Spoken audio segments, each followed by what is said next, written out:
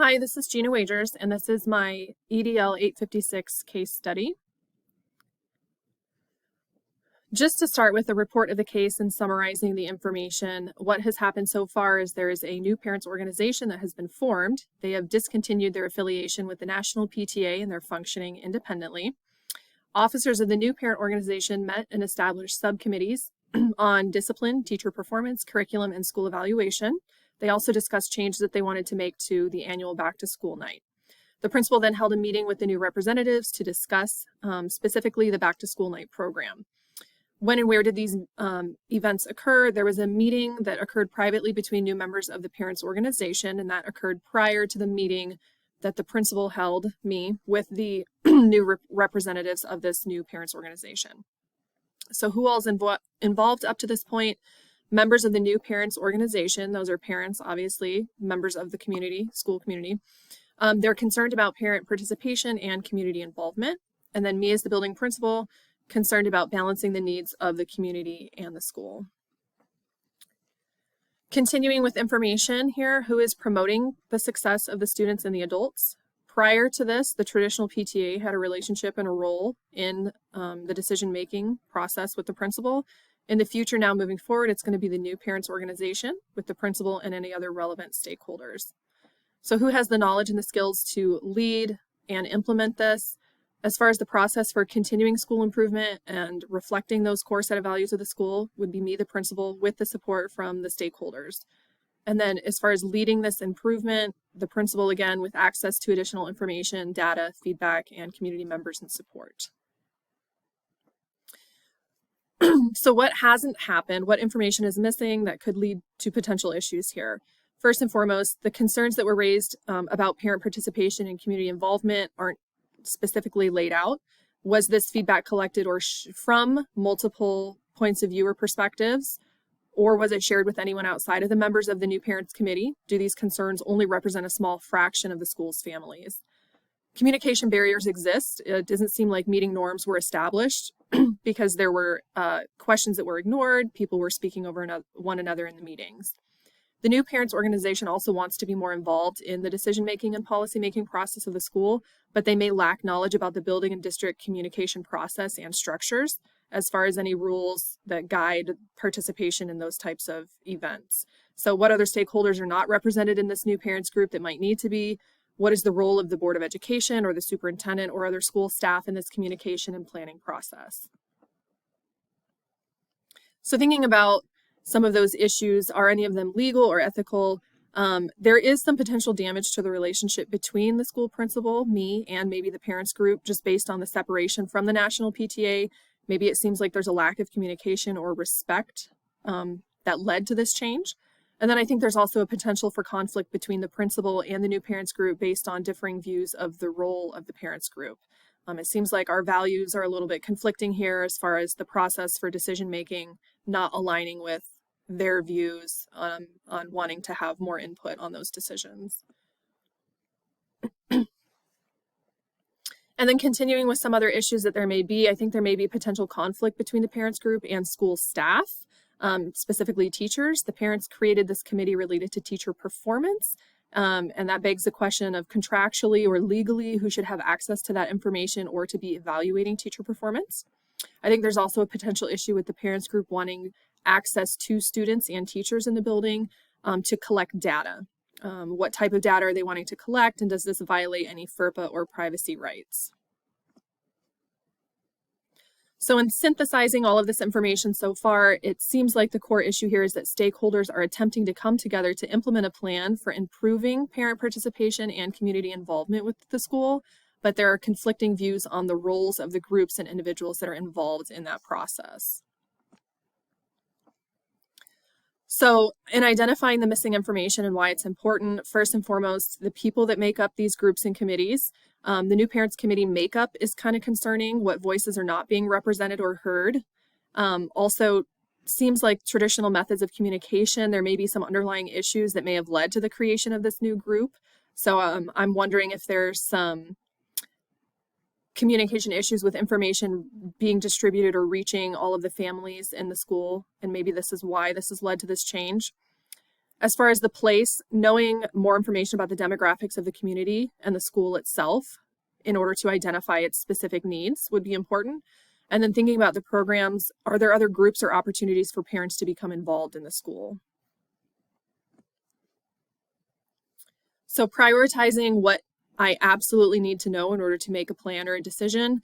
Priority number one would be reflecting on that initial committee meeting with the new committee. What worked and what did not. It seems like we need to go back and establish some norms. The members are seeking input on decision-making process that may violate some existing rights or protocol that we need to clarify. I also need to address any expectations that might need to be communicated or adjusted in order for this group to continue to function.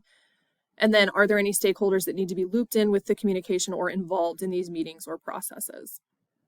Priority number two would be prioritizing the needs as far as making a timeline or what's most important to address now versus what can be addressed further down the road with subsequent meetings.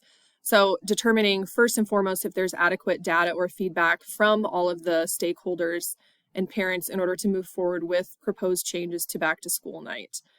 Who else might need to be included in this process that has relevant experience? I think teacher input and consulting the certified staff contract would be important.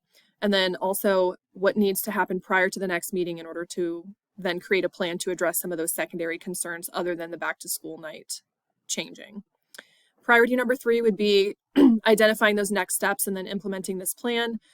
In order to do that, I would need to gather additional information and resources, maybe survey families, community members, create other opportunities for parent or family engagement or involvement, and then continuing to maintain open communication with members of this new parent meeting, creating specific meeting agendas to keep those meetings on track as well. So then the action plan, taking all this information into account, step one would be hosting a listening session, maybe one for external stakeholders in the community, families, etc., and then one for internal stakeholders. I would also want to create and distribute a parent survey regarding school engagement activities and opportunities just to make sure that I'm getting a good amount of input from a variety of diverse voices.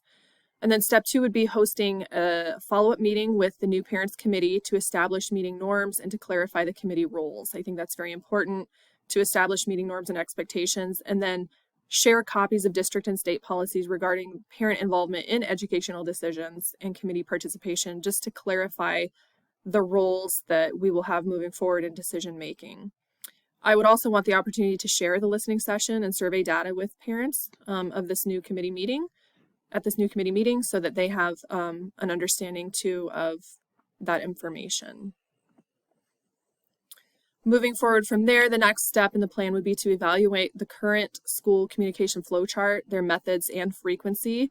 Seems like maybe I need to seek some internal support and update these based on the external needs that I learn from the survey information. Maybe working with that committee to modify the portions of back to school night that they feel like might need to be updated based on what staff and parents have to say about that event. And then maybe create a digital and or paper resource that supports parent learning about the curriculums and specifically, of course, with teacher input. And then step four would be to set meeting dates and agendas with parents committee to work collaboratively to address any of those secondary concerns outside of the parent night or back to school night that's coming up sooner on the calendar, right? Connecting with other stakeholders, both internal and external, to find other funding and opportunities or options for parents to become engaged and learn throughout the school year about the school and what their students are learning. So evaluating this plan, what are the benefits? I think first and foremost, utilizing feedback and specific data helps to identify and determine the actual needs of the students, the community, and the parents. It assists me in then communicating and garnering support for my decision making because I can show that it is ethical and equitable based on the needs of everyone. In addition to that, I think having clearly established processes and norms aids in the process of implementing the plan. It makes it easier to reflect on the steps and then make logical, ethical decisions if problems arise or if I need to adjust any parts of the plan. And then another benefit, working collaboratively with more diverse group of stakeholders in the community ensures that everybody is involved and that there is equity in the decision-making process. Some potential issues with the plan might be that it would require a little bit of flexibility in my leadership style. I might have to compromise my personal vision of what the traditional PTA looks like just in order for greater functionality of this new committee. This could potentially lead to strain or resentments as these relationships develop, especially if the new committee expects to be included in every single one of my decisions.